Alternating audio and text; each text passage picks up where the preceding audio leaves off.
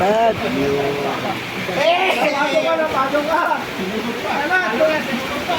Bagyo siguro ano. Lakas ng hangin.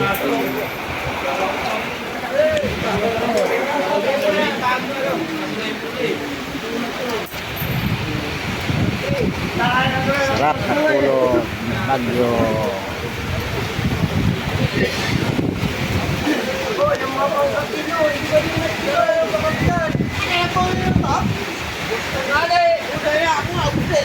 San Luis, Pampanga.